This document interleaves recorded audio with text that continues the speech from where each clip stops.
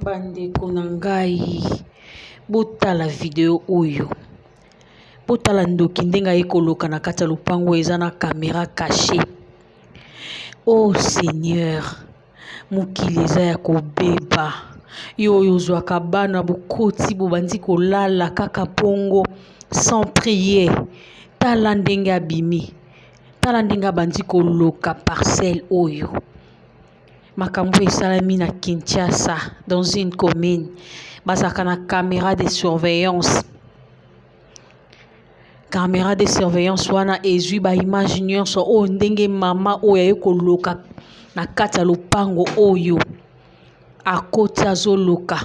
Tala ndenge azobaluka.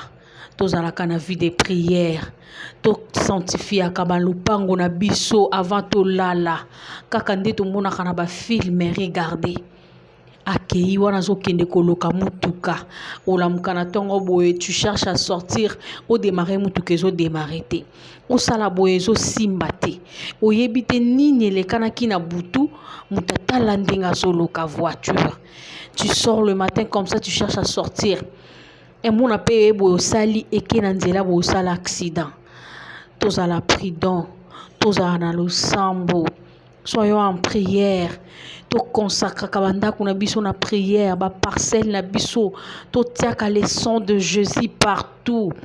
Tala ndenge azoloka mutuka, azoloka voiture, une dame na lupango ya bato azoyeba te ke caméra cachée ezali, baketala ba image bamona boye.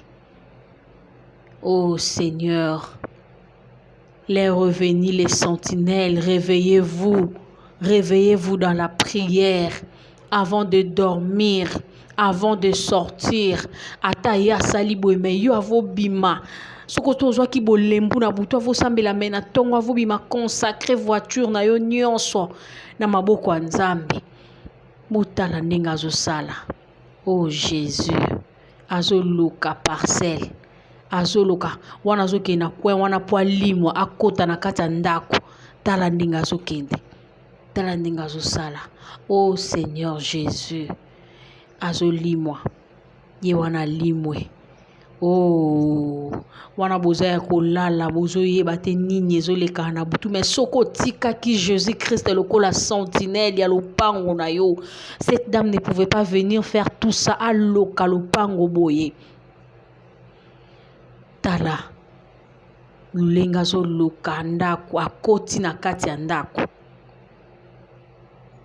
Oh